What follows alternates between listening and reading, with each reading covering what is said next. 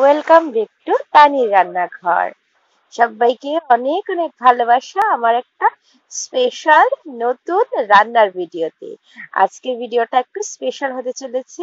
আজকে আমার বৌদিদির birthday, so আমি ওর জন্য একটা কেক বানাবো, রেড ভেলভেট কেক। দেখতে পাচ্ছ তোমরা, কেক কিন্তু বৌদিদি কাটছে, আর এই কেকটার রেসিপি আমি তোমাদের সাথে শেয়ার করব। বাট এই কেকটা বানিয়েছি অনেক কষ্ট করে, কারণ যেহেতু সারপ্রাইজ দিচ্ছি ওকে, আর ওকে না জানিয়ে কেকটা বানাচ্ছি, লুকিয়ে লুকিয়ে সারা দিন চলে গেছে আমার এই কেকটা বানাতে। তো চলো আমরা দেখে নিই কিভাবে কেকটা বানাই।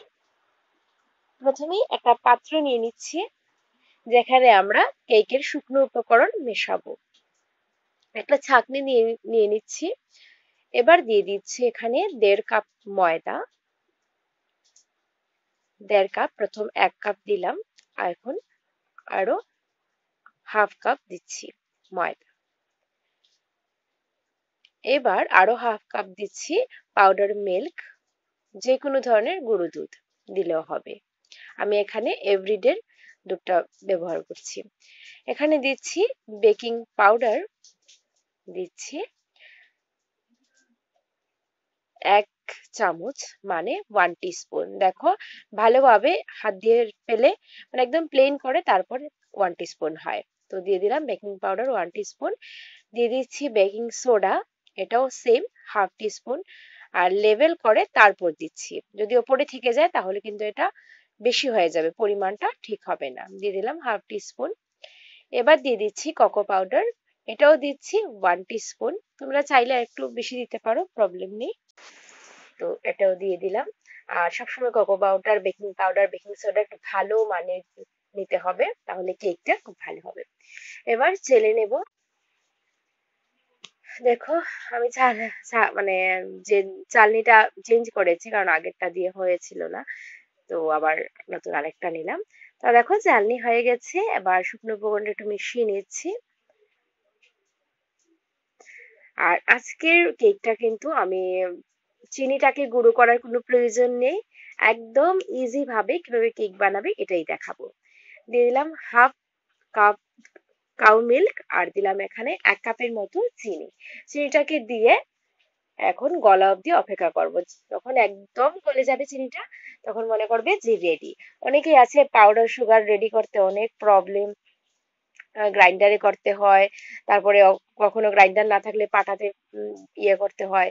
তো এই সব কিছু ঝামেলা, একদম ঝামেলা ছাড়া কেক হয়ে যাবে, কোনো কিছুর প্রবলেম নেই। তারপর চিনি দিলে আবার অনেক ফেটাতে হয়, অনেক কষ্ট। তো দেখো ইজি ভাবে হয়ে যাবে। মিশ্রণ রেডি আমার, চিনি আর দুধের মিশ্রণটা একদম। নিয়ে নিলাম আরেকটা পাত্র। এবার হাফ কাপ ওই যে আমি চিনি আর দুধের মিশ্রণটা রেডি করেছিলাম ওইটা দিয়ে দিলাম।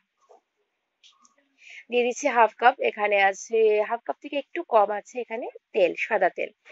আর দিয়ে দিচ্ছি বড় চামচে 1 চামচ বাটার, এটা খুব ভালো একটা ফ্লেভার আসবে। আর এখানে দেব আমি ভিনেগার। দেখো এটা 1 মুখার মতো দিয়ে দেবো, মানে 1 চামচের মতো দিয়ে দিচ্ছি। দিয়ে সবকিছুকে একসাথে খুব ভালোভাবে মেশাতে হবে। আর এই কেকটা কিন্তু আমি আজকে যেভাবে দেখে দেখাচ্ছি, কোনো পরিশ্রম নেই, খুব তাড়াতাড়ি করতে পারবে। দেখো চিনি ফাটানোর কোনো প্রয়োজন নেই, কারণ চিনিটা অলরেডি আমরা গলিয়ে নিয়েছি। আর দুধটা কিন্তু এখন ঠান্ডা, আমি বলতে ভুলে গেছিলাম, দুধ আর চিনির মিশ্রণটা একদম ঠান্ডা। দেখো ঢেলে দিচ্ছি। এবার এটাকে মিক্স করব আমি। আর আমার এক হাতে যেহেতু মোবাইল, আমি তোমাদের মিক্সটা দেখাতে পারবো না, সো কিছু করার নেই, কারণ আমি অনেক লুকিয়ে লুকিয়ে করছি মিক্সটা। এবার দিয়ে দিচ্ছি রেড ফুড কালার, যেহেতু এটা রেড ভেলভেট কেক। আর ফুড কালারটাও শেষ হয়ে গেছে গো, তার জন্য অল্প পরিমাণেই দিলাম। দেখো মিশিয়ে নিয়েছি খুব ভালোভাবে। এবার এটাকে কেক টিনে বসিয়ে আমরা বেক করতে চলে যাব। আর তোমরা তো জানো কেক টিনটাকে ভালোভাবে তেল দিয়ে গ্রিস করতে হয়, আর কড়াইটা 15 মিনিট ধরে আমি প্রিহিট করে নিয়েছি। এবার এটাকে 1 ঘন্টার জন্য আমি রেখে দেব একদম কম আছে। 1 ঘন্টা পর আমার কেকটা একদম রেডি। আমি যেভাবে পারি ঘরোয়া জিনিস দিয়ে, আমি তো কিছু আনিনি, ঘরোয়া জিনিস দিয়ে আমি কেকটাকে ডেকোরেশন করে নিয়েছি। দেখো উপরে একটু টুটি ফ্রুটি, একটু এগুলি চকলেট টকলেট দিয়ে আমি সাজিয়ে নিয়েছি। এবার বৌদিদি চকলেট কেক না, রেড ভেলভেট কেক কাটবে সবাই মিলে।